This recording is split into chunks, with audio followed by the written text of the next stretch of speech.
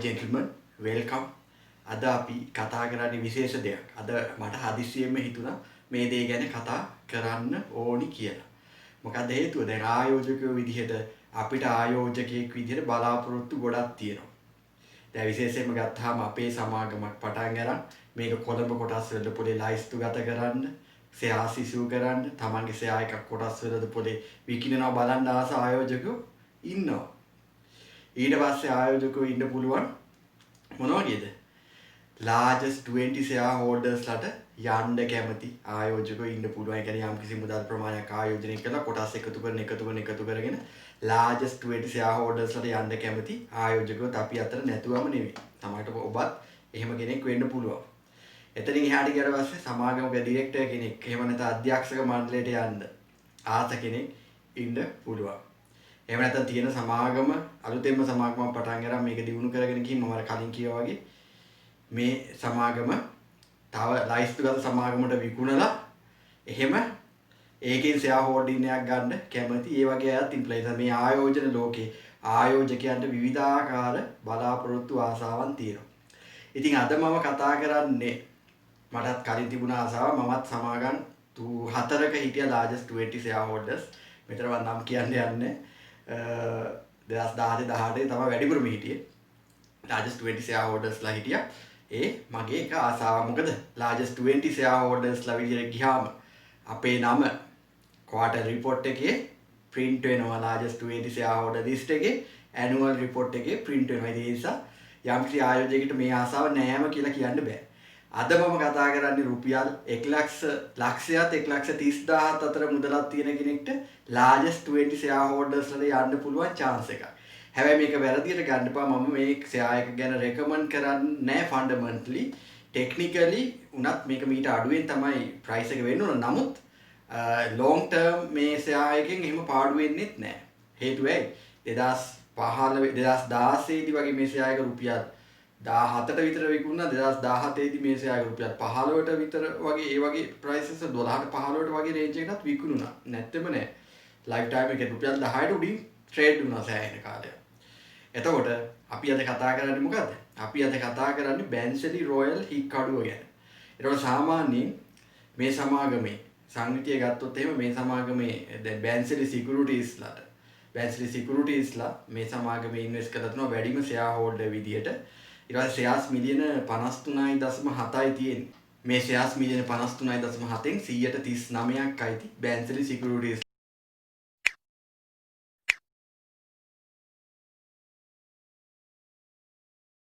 131ක් අයිති හික්කඩුව හෝල්ඩින්ග්ලට.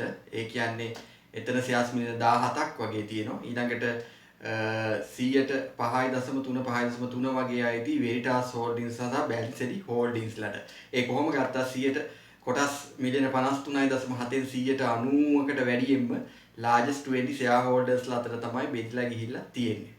ඉතින් එහෙම බලපුවාම largest 20 shareholders දැනට 20076 shares තියෙන්නේ 20 වෙනියට ඉන්න shareholders. ඉතින් අපිට යාව පහු කරගෙන ගියොත් ඊළඟ ක්වාටර් එකේදී අපේ නම එතෙන්ට යනවා.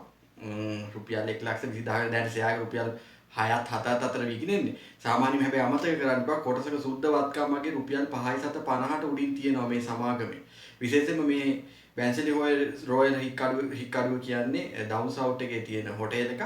ඉතින් මේක සාමාන්‍යයෙන් gross profit margin එක 85ක් විතර. සාමාන්‍ය revenue එක මිලියන 60ක් වගේ average හොයන්න පුළුවන්. gross profit margin එක 85ක් විතර maintain කරන සමාගමක් 2015 16 17 18 19 20 දැන් 2019 මූල්‍ය රිපෝට් වාර්තාවේ පවා මේ සමාගම ලාභයි. පාඩු නෑ. අනිත් ලොකු හොටෙල්ස් පාඩු ලබනකොට මේ සමාගම අඛණ්ඩව ලාභ හොයාගෙන ඉස්සරහට ආපු සමාගමක්. ඒක තමයි මේකේ වැදගත්ම දේ.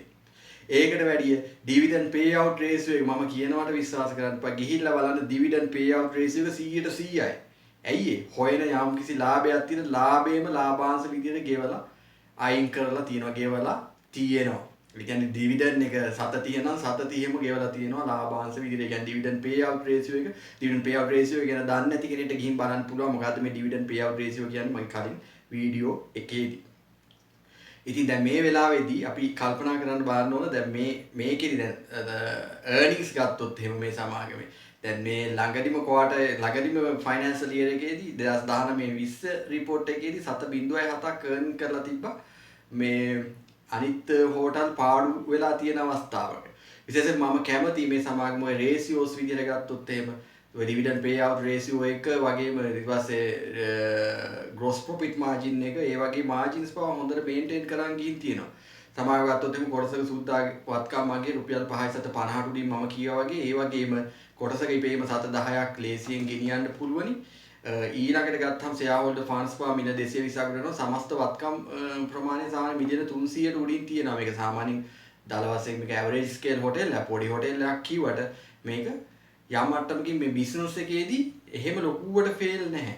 ඒ කියන්නේ මේක ලොස් නැහැ. බිස්නස් එක පවත්වාගෙන යන්න යාලා දන්නවා. ඒ කියන්නේ මේකෙදී විශේෂයෙන්ම හොටෙල් එක ගත්තොත් එහෙම මේක රිසෝට් එකක් රිසෝට් ටයිප්. ඉතින් මේකෙදී ජැපනීස් ඉන්ටර්නැෂනල් ඒ වගේ රෙස්ටොරන්ට්ස් පවා මේන්ටේන් කරගෙන යනවා. දැන් පැහැදිලිවම අපි ගත්තොත් දැන් මේකෙදී අපිට මේ යම් කිසි කෙනෙක්ට ආසාවටම අපි හැංගීම් වලටම බර වෙලා ෂෙයාර්ස් ගන්න හොඳ නැහැ.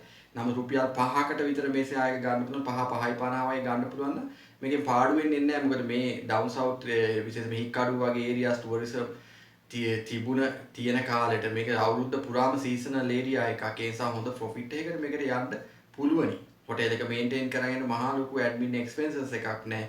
ඒ නිසා හොඳ ප්‍රොෆිට් එකකට මේක යන්න පුළුවන් රෙකෝඩ්ස් එක බැලුවොත්. ඉතින් ඉන්වෙස්ටර්ස්ලා වුණත් හොටෙල් එකේ ඇත්තටම පැහැදිලිව හොඳ ඉන්වෙස්ටර්ස්ලා මේක ඉන්නවා. නිසා රුපියල් 5.750 වගේ ලෙවල් එකට මේ හොටෙල් එක දිහා වැලුවට වැරදිම නෑ. ෆන්ඩමෙන්ටලි නෙමෙයි නම ටෙක්නිකලි හොඳයි. ෆන්ඩමෙන්ටලි වුණත් මේ ප්‍රොෆිට් මාර්ජින් එක වැඩි කරගෙන ඉස්සරහට යන්න පුළුවන්.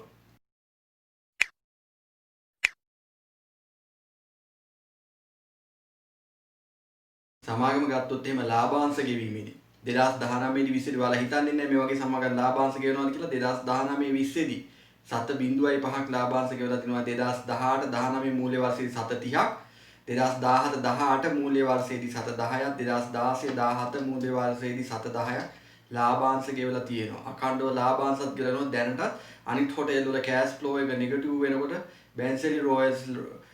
බැන්සලි එකේ කෑෂ් ෆ්ලෝ එක පොසිටිව්. හොඳ වර්ෂයක් විදිහට 2018 19 වර්ෂයේදී මිලියන 14ක් විතර සුද්ධ ලාභ ලබලා තිනවා. 2019 20 මුද වර්ෂයේදී යම් ගැටලු සහ බාහිර බලපෑම් ආවා. ඒ නිසා මිලියන 3ක 4ක විතර සුද්ධ ලාභයකට ඇවිල්ලා තියෙන්නේ.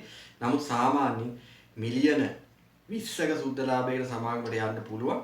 ඒ වගේ ගත්තොත් එimhe ෂෙයා ප්‍රයිස් එක රුපියල් 7ක් 8ක් ඊසිලිම ඉහළට යන්න පුළුවන්. අපිට රුපියල් 5.56 වගේ ප්‍රයිස් එක කලෙක්ට් කරගන්න පුළුවන්. මොකද මේක රුපියල් 3.54ට ඇවිල්ලා යනවා. වැඩි ට්‍රේඩ් වෙලා නැහැ. මේ ප්‍රයිසස් වල මෙලි විකුණන්න කෙනෙක් නැහැ මේකේ.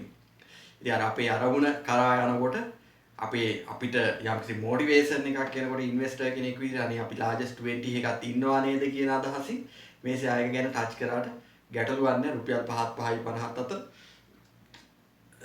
රුපියල් 5.50 අතර. ඒ නිසා මට මේ හිතුණු දෙයක් මං කීවේ. සාමාන්‍යයෙන් මගෙත් මේ වගේ ආසාවන් තියෙනවා නැත්තේ නෑ largest 20 shareholdersලට යන්න. ඒ නිසා තමයි මම පහුගිය කාලේදී මේ විදිහට සමාගම් 4ක ඒ මට්ටමට ගියේ. ඉතින් ඒ නිසා ඒ සමාගම් වල නම් කියන්න ඕනේ නැහැ.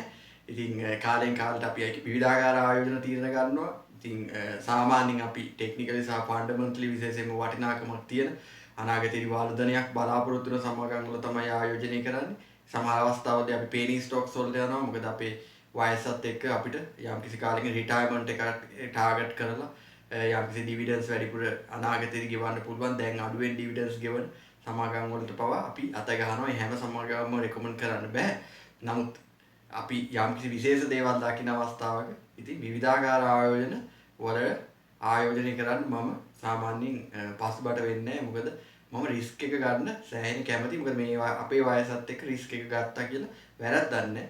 ඒ නිසා තමන් ස්ටඩි කරලා කරන දෙයක් කරන්න. මේක ඇනුවල් රිපෝට්ස් ක්වාර්ටර්ලි රිපෝට්ස් තියෙනවා. ගිහිල්ලා බලන්න. Thank you very much for watching. Have a nice day.